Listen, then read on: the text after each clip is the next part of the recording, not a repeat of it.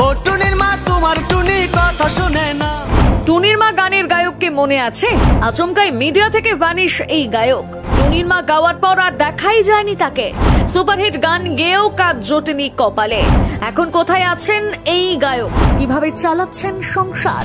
ও টুনির মা এই গানটি শোনেননি এমন বাঙালি খুঁজে পাওয়া দুষ্কর। আপনি 8 থেকে 80 যে কাউকে শুধু এই গানটি শুনেছেন কিনা একবার জিজ্ঞেস করে দেখুন, সবাই মাথা নেড়ে এক বাক্যে হ্যাঁ বলবে।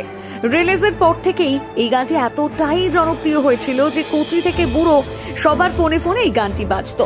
2009 সালে এই গানটি রিলিজ হয়। গানটি গেয়েছিলেন ওপার বাংলা অর্থাৎ বাংলাদেশের গায়ক প্রমিত কুমার। 2009 সাল থেকে শুরু করে 2024 সালেও গানটি তুমুলভাবে জনপ্রিয়তা ধরে রেখেছে। গানটির জনপ্রিয়তা এতটুকু কমেনি। এই গানটি গাওয়ার পর গায়ক প্রমিত কুমারের গোটা জীবন বদলে গিয়েছিল। রাতারাতি সুপারস্টার হয়ে গিয়েছিলেন টুনির মার গায়ক। তথ্য সূত্রে জানা গিয়েছে এই গানটি গাওয়ার সাথে সাথে প্রমিত কুমার নিজেই এই গানটি লিখেছিলেন।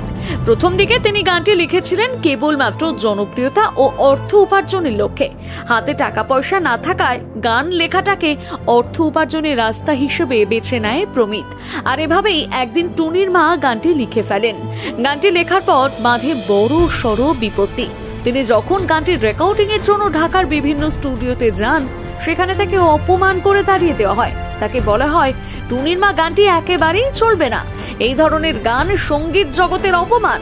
অনেকেই তাকে এই গানটির জন্য নানান রকম কুকথা শোনান। কেউ কেউ তাকে বলেন তার গায়ক হওয়ার কোনো প্রকার যোগ্যতাই নেই। তবে লোকের গালমন্দ শুনে হেরে যাননি প্রমিত। শেষমেশ তিনি এক স্টুডিওতে গিয়ে গানটির রেকর্ডিং করেন। এরপর গানটির অ্যালবাম রিলিজ হয়। প্রমিতের ইচ্ছে ছিল অ্যালবামের নাম টুনির মা রাখা হোক, কিন্তু প্রমিতের ইচ্ছে পূরণ হয়নি। বউ আমার চেয়ারম্যান নামে অ্যালবামটি প্রকাশিত হয়। টুনির মা গানের অ্যালবামটি রিলিজ হওয়ার পর ঘটে সবচেয়ে অবাক করা কাণ্ড। গানটি রিলিজ হওয়ার 1 ঘন্টার মধ্যে ব্যাপকভাবে ভাইরাল হয়ে যায়। সেই সময় ফেসবুক কিংবা ইন্টারনেট তেমন সহজলভ্য ছিল না। তখন সিডির দোকানে ক্যাসেট বাজিয়ে গানের প্রচার করা হতো।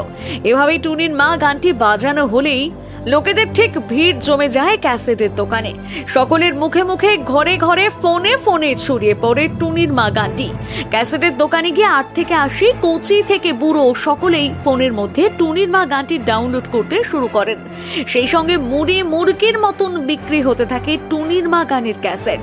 এই গানের জনপ্রিয়তা বাংলাদেশের গণ্ডি ছাড়িয়ে ভারতেও ঢুকে পড়ে।